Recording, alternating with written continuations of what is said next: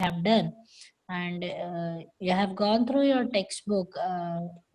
Do anything to be discussed from that? No, miss. The doubts were cleared in the last Okay, class. okay, fine. So let's begin with the chapter that is called absorption by roots.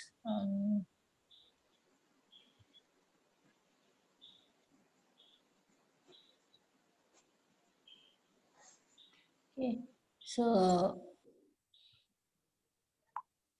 uh, let's do this. First of all, absorption by roots, and actually, when you are starting with the botany portion, when you are doing this, basically we go for the absorption by root first, then we go for photosynthesis and transpiration.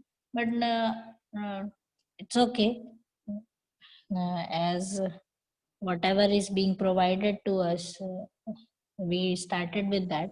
So let's see absorption by root, because many of the terms and words you will understand on its own because they have been used in the last chapters. So let's see how much we can elaborate for this.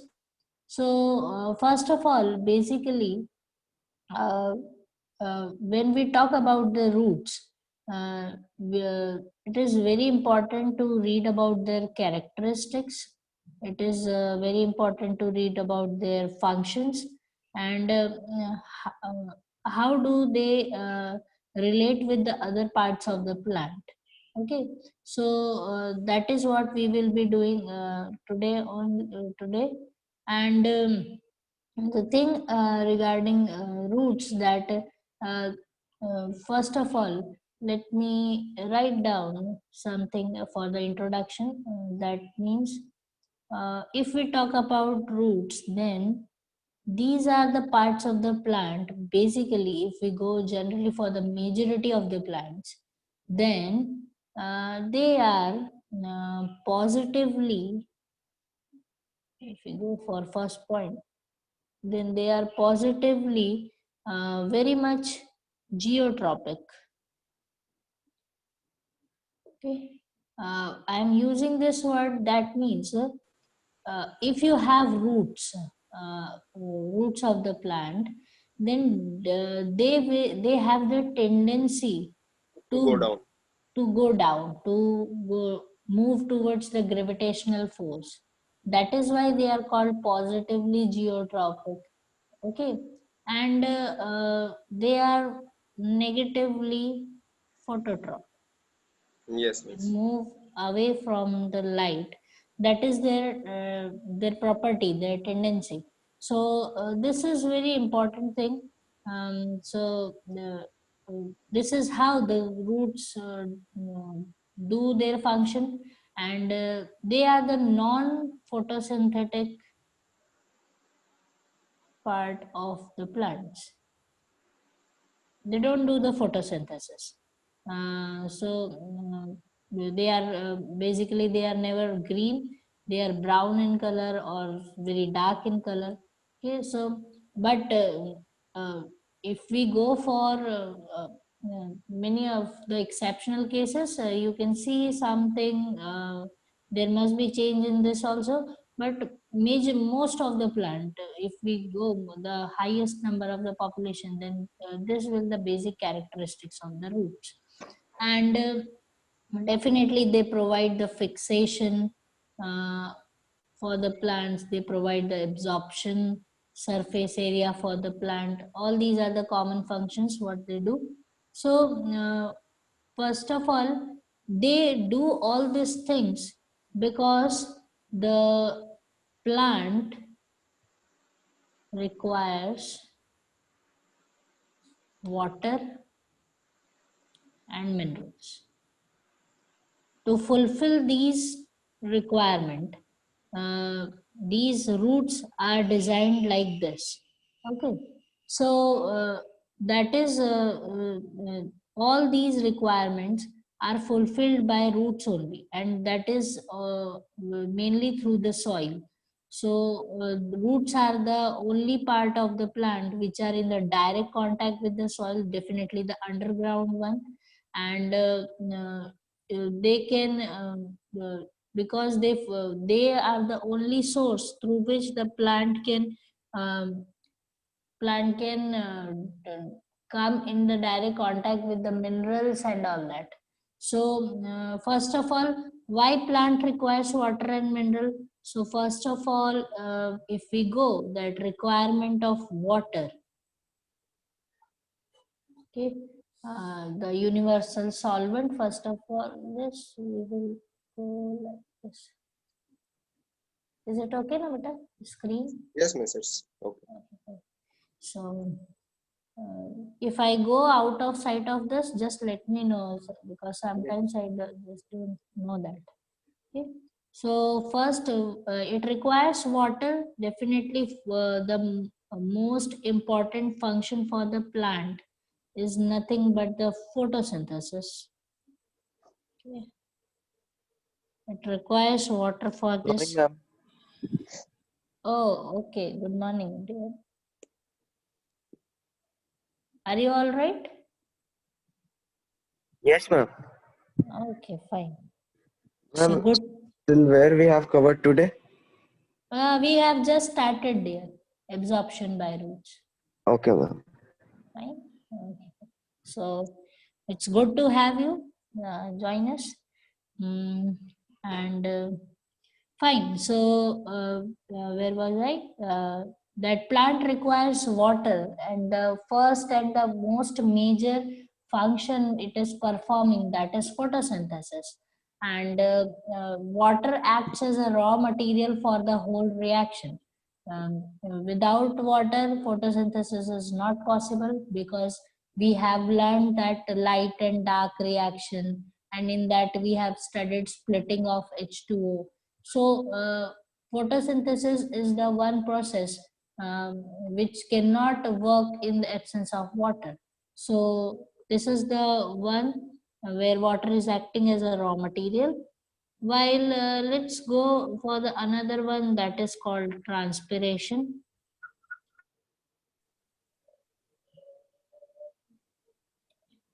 So transpiration is the second one after the photosynthesis, uh, uh, which the plant performs, and it is a very actively processed phenomenon in the plant.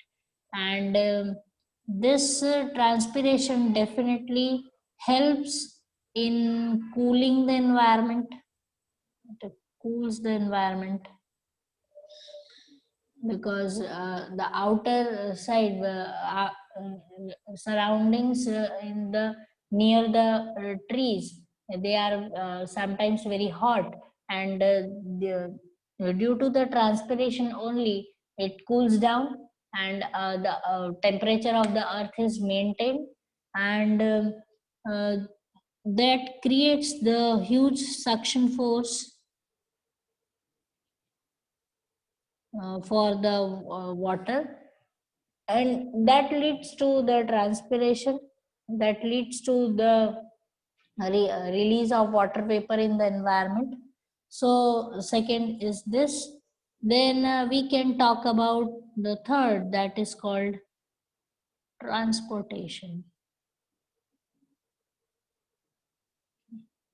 So transportation, yes, from the tip of the roots, if we say from the root tip, the water is being absorbed, and it is given to each and every part of the plant. If we can write that tip of the leaves, it will go to the fruits, it will go to the branches, it will go to the bark, it will go to the stem. Everywhere this transportation is done. And because as water is moving from this because of this transportation, the water also takes the thing from the leaves which they are preparing, um, food, that is sugar.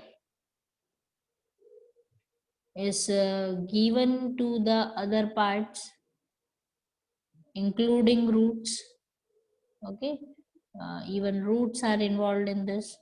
So due to the transportation of water only, this whatever food is being prepared by the plant, it is being transported to the other parts of the plant, like formation of fruits, formation of flowers, if we say, and formation of underground vegetables, like if you see sweet potatoes and turnips and dahlias and all that, onions, garlic, everything is just because of this transportation, because water is taking everything with it, and it is just dumping wherever the plant is having a suitable corners. So that is how above the ground whatever fruits you are getting, and below the grounds whatever food material you are getting, it is just because of the transportation process. And it is just facilitated by the transport of water. So that is how the transportation is being done in the plants. And uh, anything, whatever,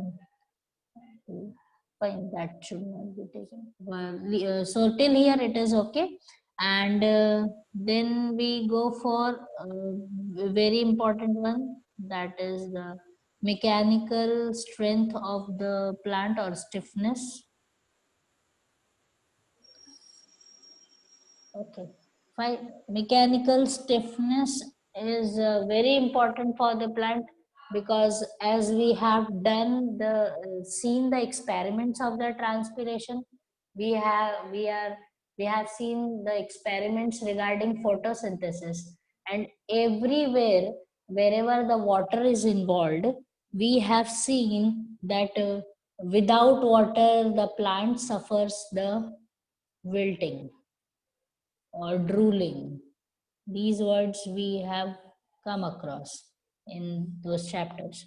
So, because without water, the plant will just not have that firmness in it. The cell will lose their turgidity, and the plant will become loose. It will not have the power to stand erect. So all these things are just obtained by the plant because of the water only. That is the presence of water in the cell of each and every part of the plant, leaves, bark, anything, if you say. So that is what is the mechanical stiffness. And uh, I think as you are clear with the cell structure of the plant cell, in that you have gone through that protoplasm, cell wall, cell membrane. You are clear with all these things. So vacuole, uh, right? So because plant cell have 90% of space is covered by vacuole. I think you must have seen this.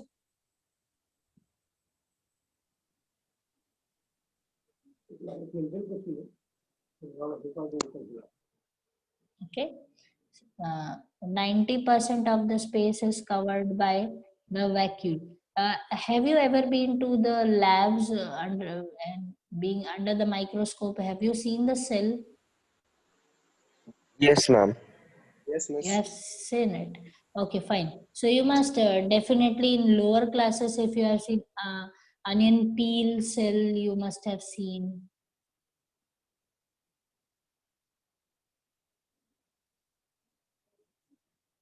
Have, Yes, miss. One time our teacher had shown us onion peel experiment. okay, fine. The brick-like arrangement must be there, Yes, miss. and Brick like arrangement. okay, and very much organized and everything. And each and every cell is very much intact to each other.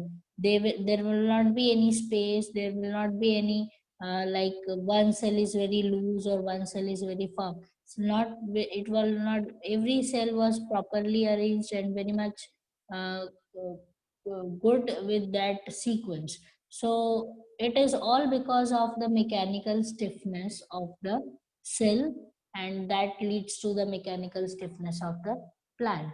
And if the school starts, then definitely this chapter have a lot to take you to the lab, and for the microscope especially, because many of the things you will observe under the microscope just for this chapter. So it is a very nice one, and the experiments are very easy and can be done within minutes. So this chapter is very good for the lab. So once if your school starts, just ask your school teacher to do that. So that is what the why the plant requires water. And now plant even requires minerals, and soil is the important soil is the one basic source through which the minerals can be obtained.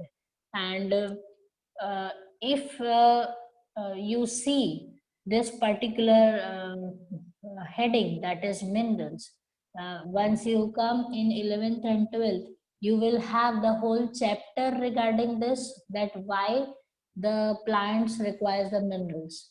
So that is how important it is.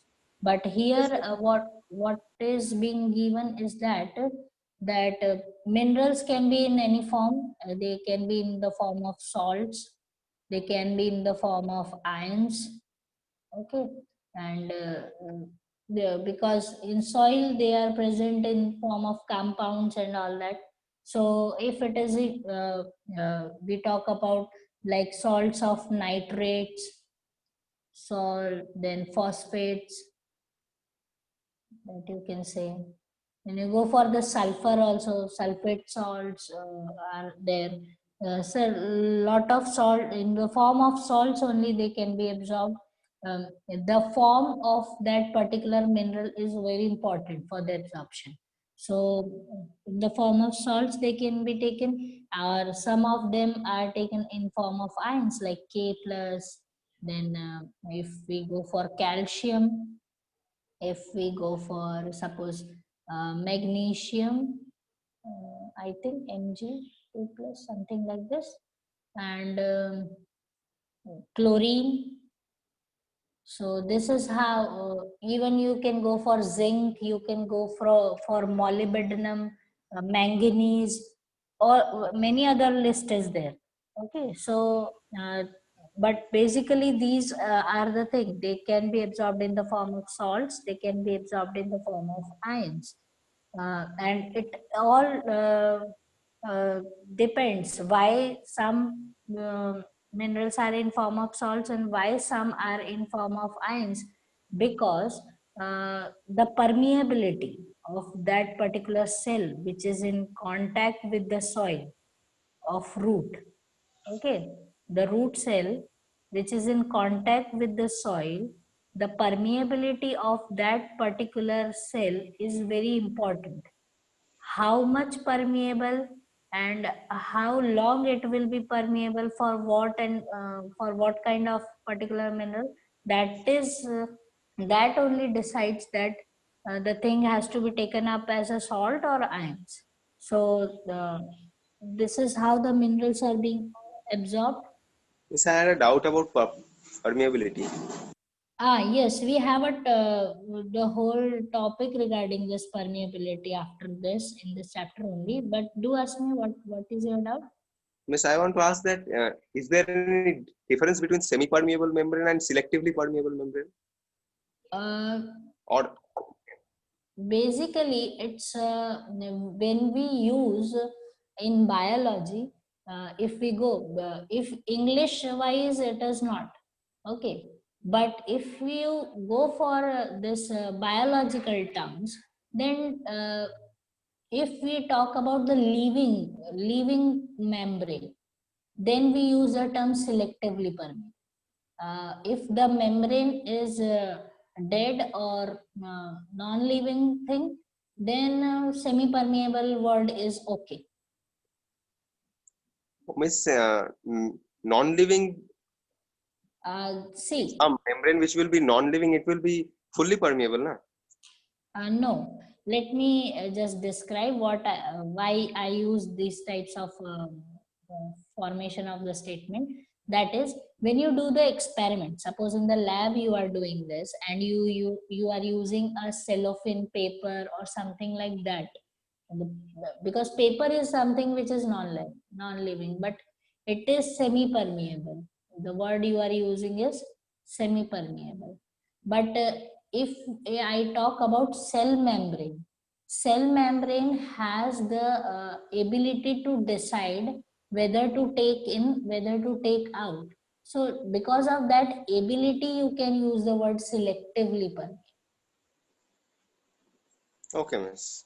Okay, it is not like something you doing wrong if you write semi-permeable membrane for cell membrane also, but English wise it goes incorrect sometimes. Okay, miss. Okay, fine. So that is what the thing is. Because whatever you do in the lab, that is in vitro conditions. In vitro conditions, we use the word semi-permeable only. But for the cell membrane, we never use semi-permeable. We always use selectively permeable.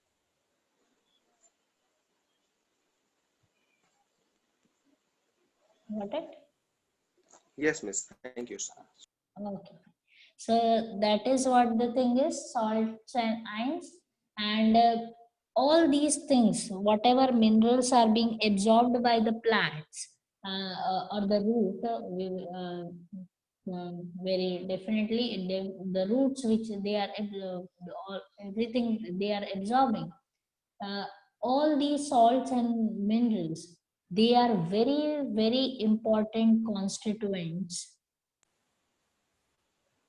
of cell, and even the organelles, uh, and very important requirement for the synthesis of enzymes or some of the compounds. This is very important function. It is like a god for the plants, because Ma'am, what are without the uses of enzymes and compounds in plants? too much for the growth, for the production of flowers, for the production of fruits, every single important activity which you are visualizing in the plant, it is just because of these absorption of minerals and synthesis of enzymes. Because without enzymes, uh, you fruits, flowers, they will not be formed at the time required by the plants. Because I think you must be knowing that enzymes act as a catalyst for the reaction.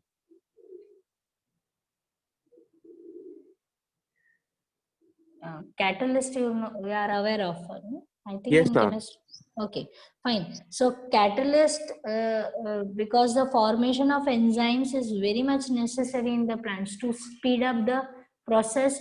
Because some of the plants, what they do, that they just because in some plants leaf falling of leaves can be seen daily, and it happens all the time.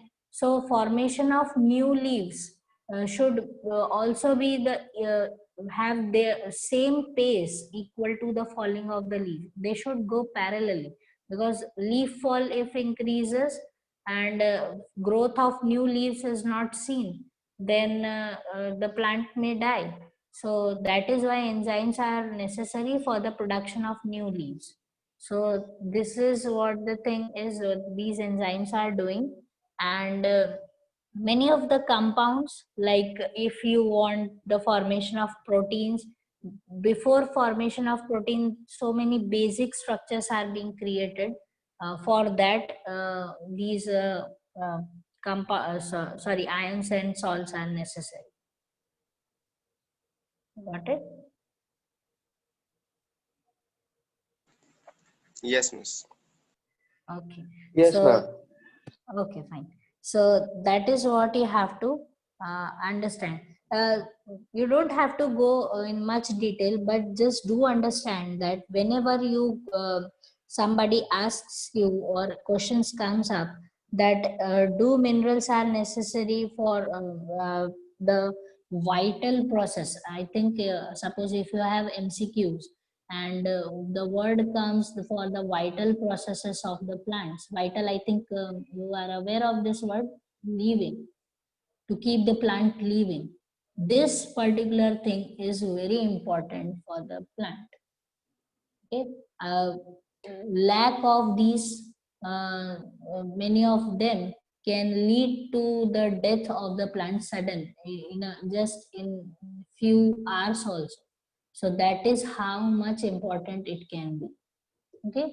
So it is required for the vital processes of the plant, and the just this much is enough for right now for this. So this is what the need of water and need of minerals by the plants. So shall I proceed further? Yes, miss, surely. Okay. So let's see, if we talk about the roots, then it is very important for us to learn the root characteristics. Okay. uh, how does it looks, and what are the important characteristics of these roots which make it so much viable for the plant.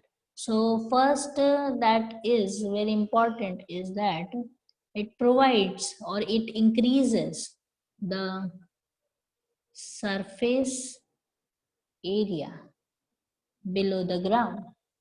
Okay. And that you must have seen that if you just pull up any of the young, even the young plant from the ground, then you can see that root is there, and main root must be having rootlets. Many of the rootlets will be there. Rootlets are nothing but the kids of the roots. Okay. And these kids must be having so many hairs on them.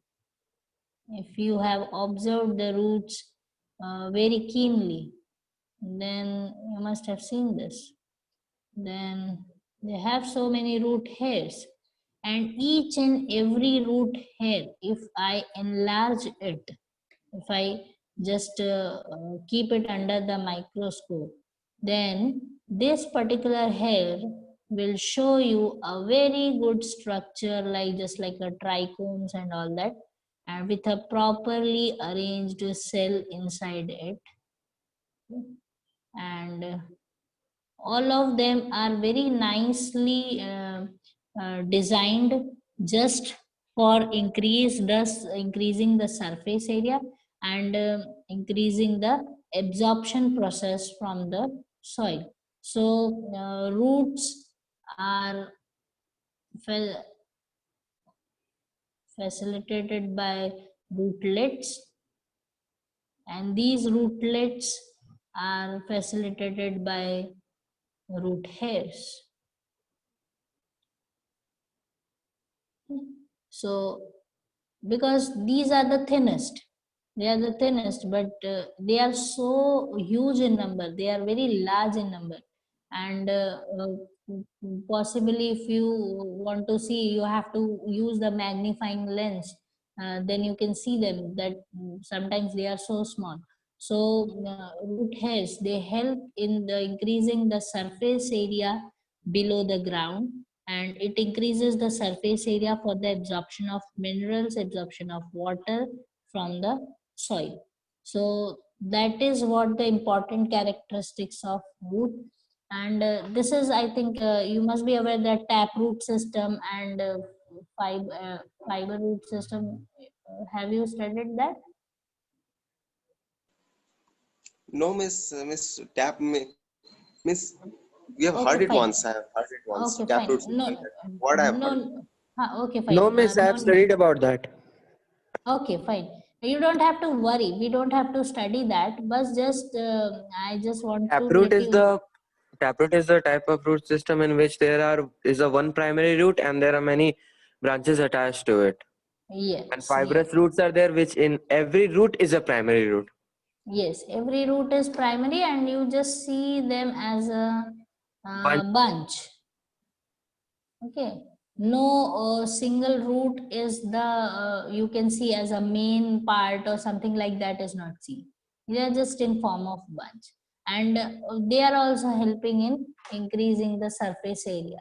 Okay, and as you have studied that dicots and monocots, basically monocots show that fibrous root system, this type, and dicots show this type of system. It's a basic difference, but no need to go in detail with this. So this is what the first characteristics is, surface area, and then second characteristics for the root is their thin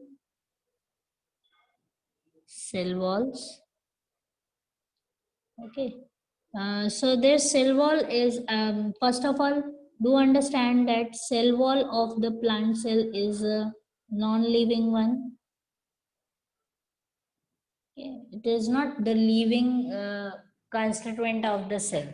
So basically, it doesn't have that decision power to what to do, what is how. That means it doesn't have the uh, sense for the permeation. It just acts as a membrane which is permeable. So they are not, because they are non-living, so they are very thin. For the roots, the cell wall are very thin in nature, and because of this uh, thinness, because of this particular feature, they are highly permeable to everything. They can take up anything, everything which is around them. So that is how the cell wall acts. And even the cell membrane of the plant, roots, if we talk about roots, the cell membrane is also very thin, and big, but it is living. Cell membrane is acts as is a living part of the plant cell, and it is considered as selectively permeable.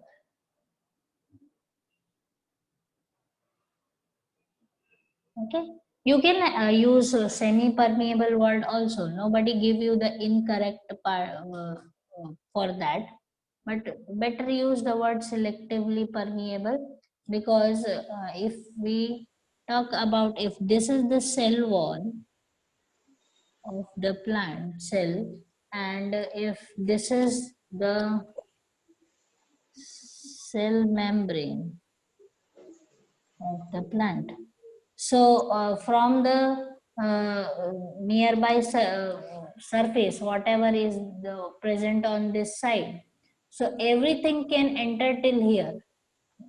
The molecules, the ions, the salts, everything can come up to here. They will reach here, and then this membrane will decide whether it will go inside or not, or it should be given back to the soil. So sometimes, after some time, they will come out because it is permeable for both the sides.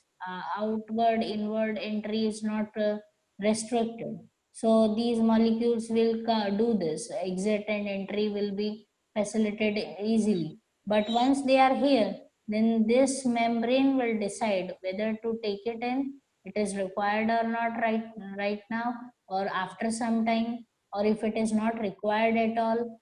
Everything will be decided by the cell membrane. Is it clear to you? Yes, miss. Okay, fine. So that is how the thin, but just do remember these both the membranes for the roots, they are very thin as compared to if you go and check the membranes of the any other part which is above the ground. They have little bit more thickness than this. So that is what the second condition is. Then we can go Miss, for, yes, beta. miss, what is the use of having a cell wall if it is completely permeable? If it is cell wall, because first of all, cell wall, Ma'am, it doesn't allows foreign particles to enter in the cell because it is selectively permeable membrane. And ma'am, No, it no, only I'm talking about the cell wall, which is completely permeable. yes, it is completely permeable. But It will see, allow anything.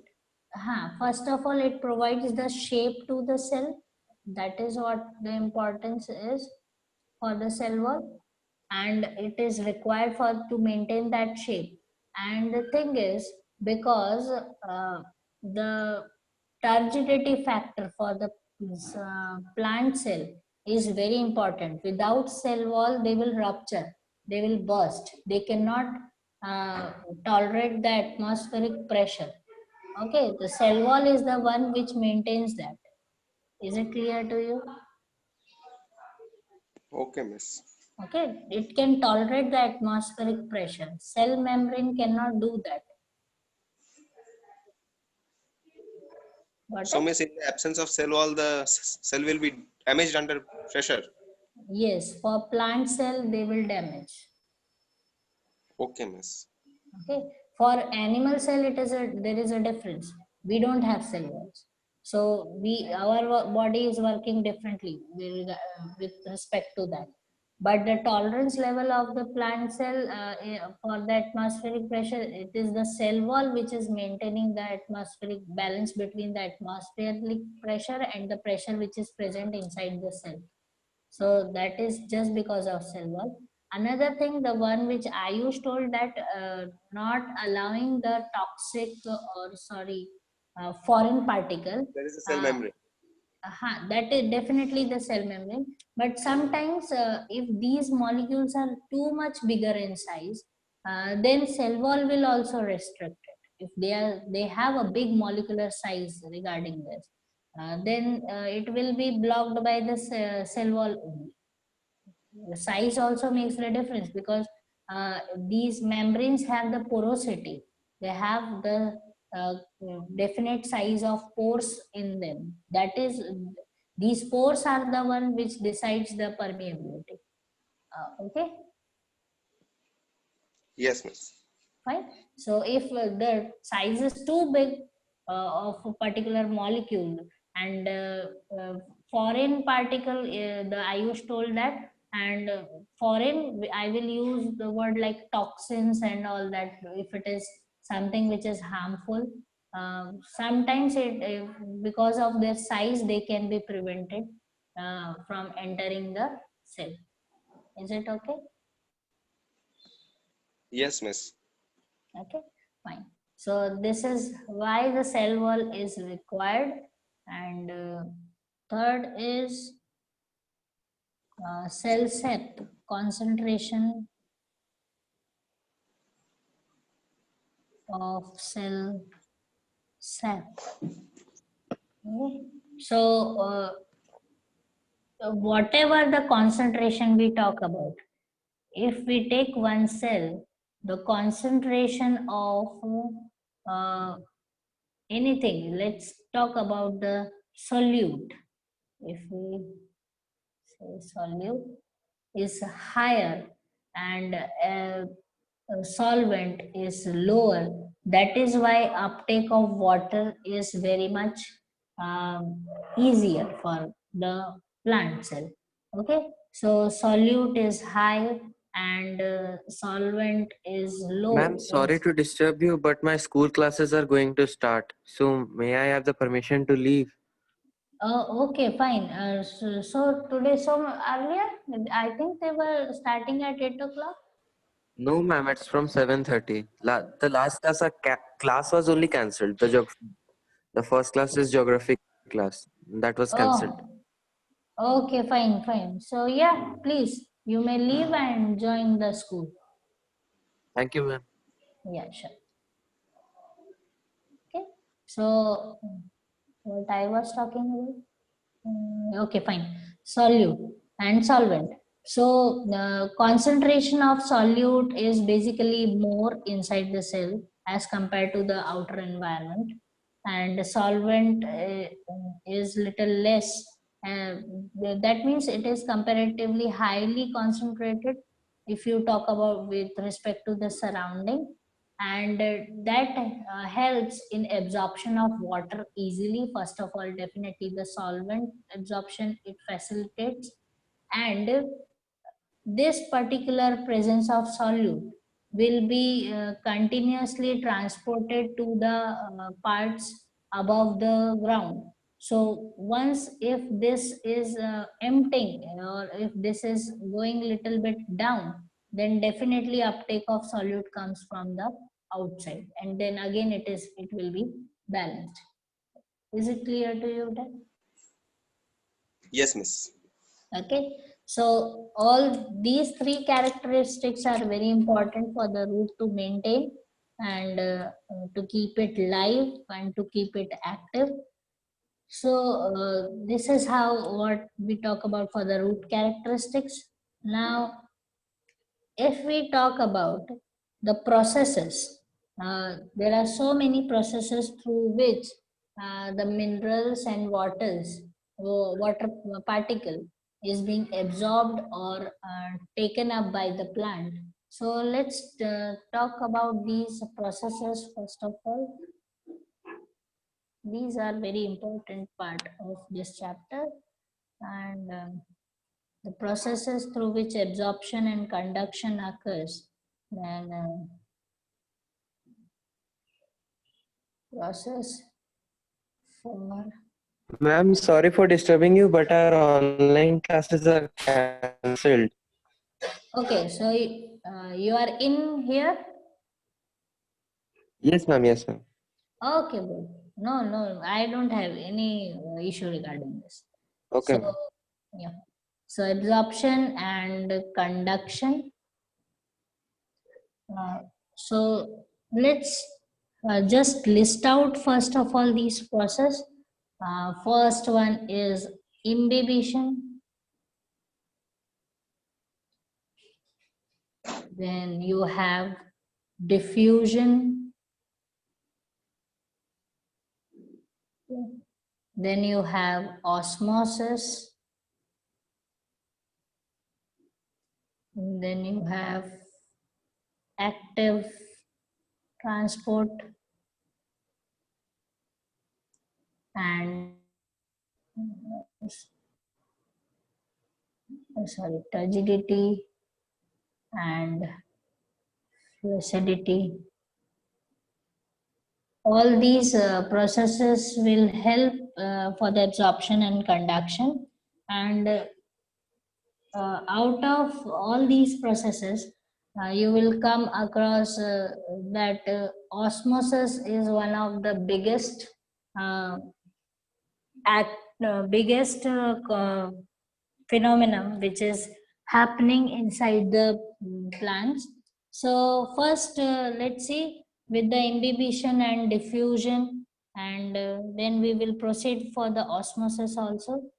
So if we talk about imbibition, imbibition means to imbibe. Okay, to imbibe, or if we go for easier translation for this, that means it is a surfacial attraction. Okay. It is a surfacial affinity, surfacial attraction. Any of the solvent or solute, those who are having it, can imbibe with each other. So water molecules do have it. Okay. that you I think I must have told you that if you have drops of water on your kitchen top or desk, then if you just take one drop to another, they will just merge with each other easily. Then you Ma'am, can. is it like force of cohesion and addition? Yes, cohesion and adhesion, you can say that. And I think you must be aware that cohesion is uh, mixing of same type of molecules, Yes, while ma'am. adhesive is something when two different types of molecules are getting fixed with each other. Yes, So ma'am. yes, yeah, but yes, cohesion adhesion you can say. And when we talk about imbibition, it is just through the surface only. Okay, so that is how it is happening through the surfaces. And because if we talk about water, H2O is they are all are same. They can merge with each other very easily. So that is why imbibition is can be seen in the plants. And this imbibition is a process you have seen in your house also, that when it is the season of monsoon, it is raining heavily, then if you have wooden doors or windows at your home, they just got little bit bulged or heavy. Have you seen that? Yes, miss.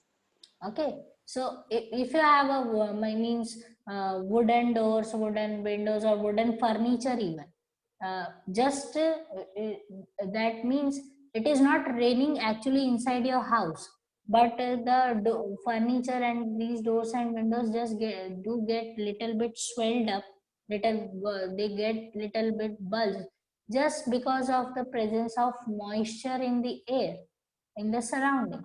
That is how much affinity it is having with the moisture. Okay, so that is how much he loves that moisture, that it just takes it up from the surrounding. So that is what the imbibition is, that the process that is happening with your doors and furnitures, that is imbibition. And uh, anything which is made up of cellulose, suppose if you have tissue papers kept open during monsoon, then they are also become little bit wet, moisty or wetty in nature, because many of the tissue paper are made up of cellulose.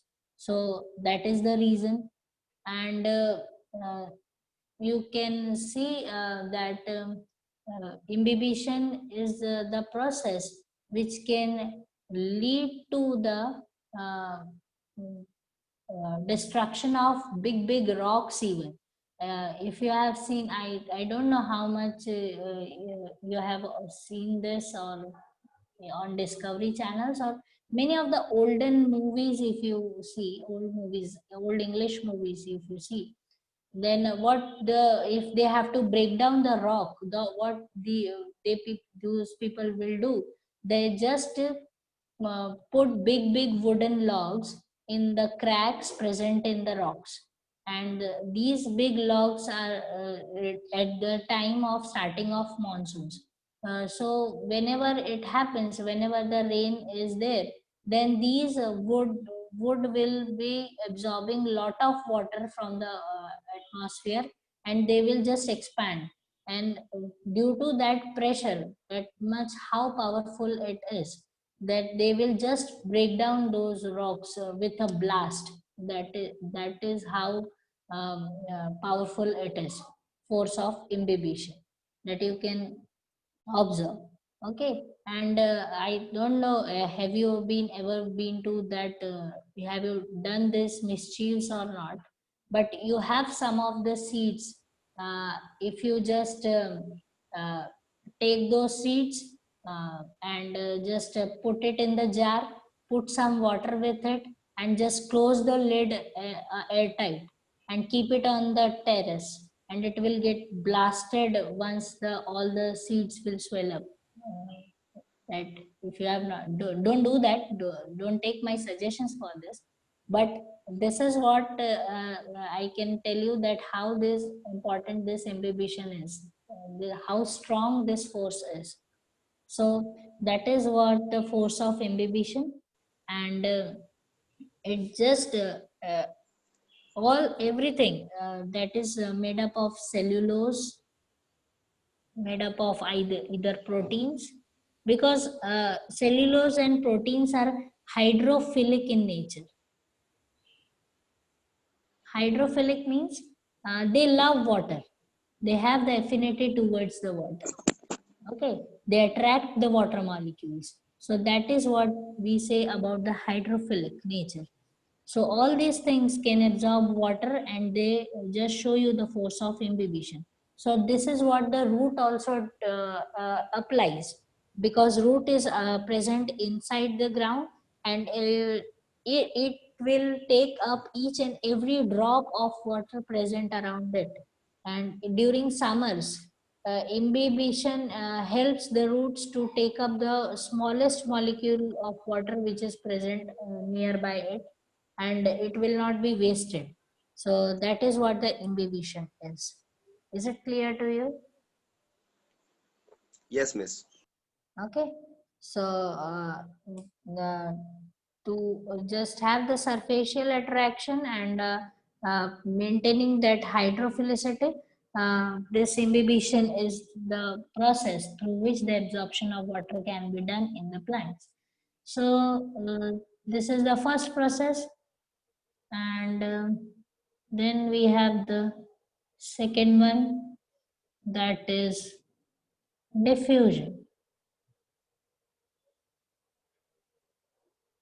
Okay, so if we talk about diffusion, then very important thing about diffusion is its definition, that movement of solutes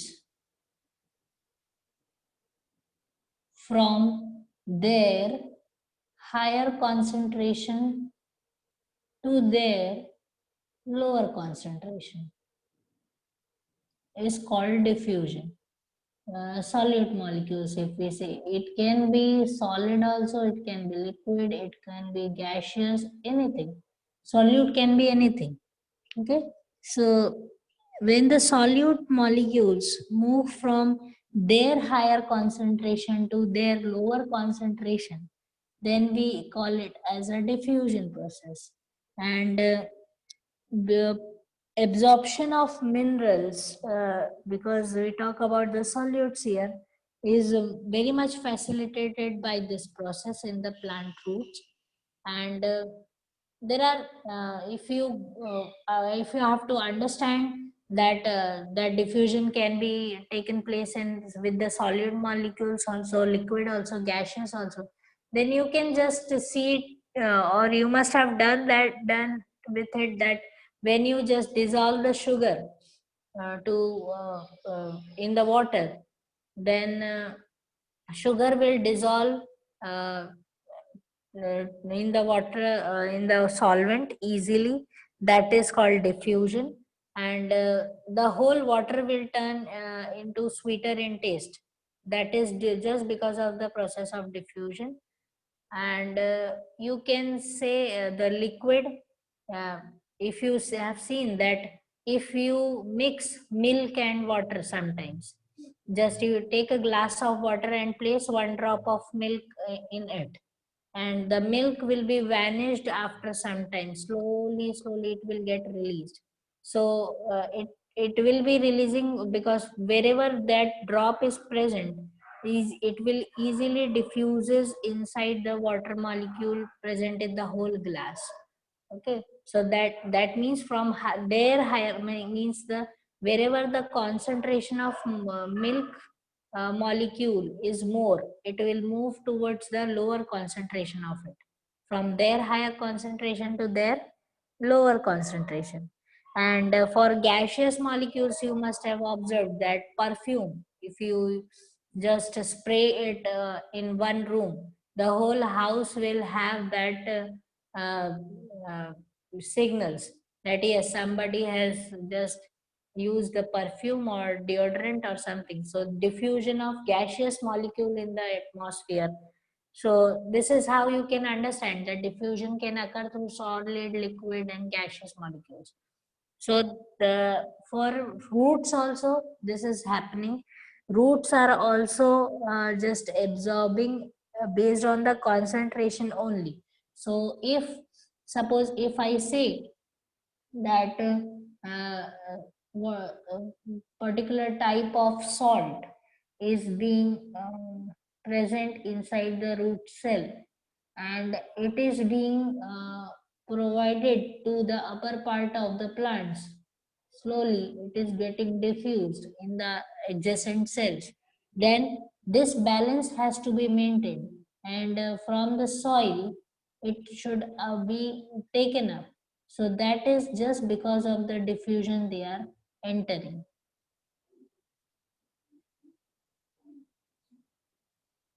Is it clear to you? Yes, miss. Okay, because you have we are done with the transpiration and we are done with the photosynthesis.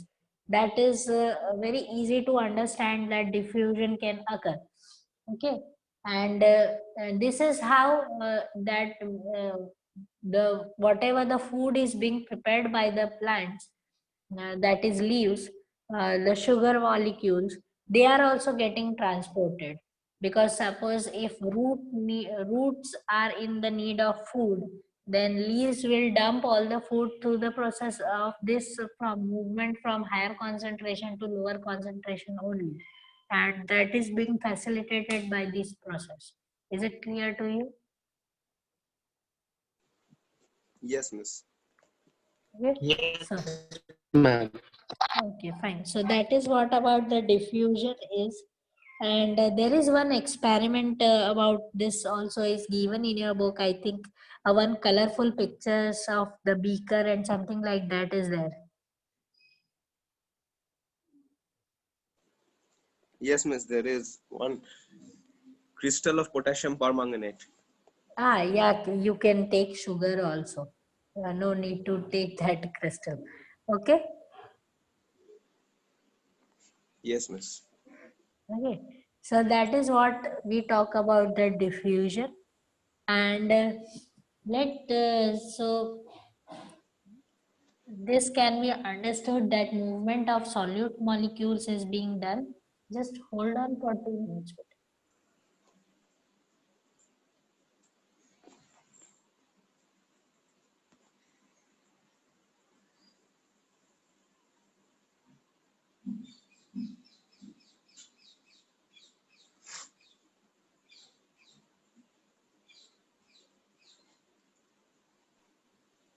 Fine. So this is the thing which we have to understand. Now next one is nothing but osmosis.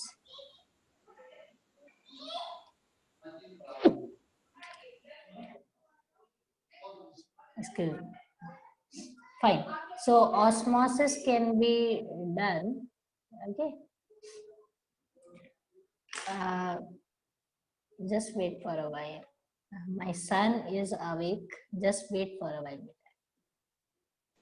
Okay, miss. No problem. Just give me 2 minutes. I will just. No problem, ma'am.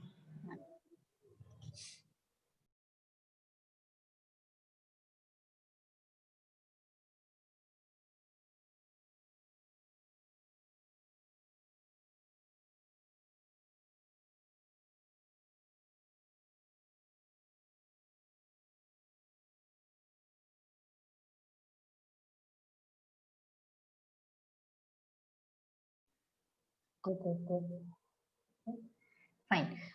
Hamid. Okay, fine. So let's start with the osmosis. And osmosis is a movement of solvent. Okay. And basically, if we talk about solvent, definitely most of the time it is water. And very important one, that water moves from its higher concentration to its lower concentration. I'm talking about with respect to the solvent. If we talk about the water, that water moves from its higher concentration to its lower concentration, and through semi-permeable membrane. That is very important. This word should not be left when you are writing about osmosis. So, movement of solvent molecules from their higher concentration to their lower concentration, or movement of water molecules from its higher concentration to its lower concentration, is called through semi-permeable membrane, is called osmosis. Okay, so with respect to the osmosis, we should see for types of solutions, and through this we will see that types of osmosis. Okay, so types of solutions and types of osmosis are the one which is very important, which decides the process of osmosis, that how it will be done, and whether it will take, and that will create a big pressure called osmotic pressure. This is very important to understand the osmosis. Okay, so I'm just asking to you, I'm just asking for your permission, dear. Can I leave the class today? Uh, can we continue this next time? Yes, ma'am. No problem for me. Is it okay, Linda? Yes, miss, it's miss. Because my son is not comfortable right now. Okay. I'm just, I'm very much sorry for this because I am ending it abruptly. Okay, you have till here any doubts? No, ma'am. No, miss. Okay, so we will continue this in the next class, osmosis and osmotic pressure and all that, and Yes, miss. we'll be done. Yes, ma'am. Surely. Yeah. So have a good day, dear. Same to Same you. to you, ma'am. Yeah.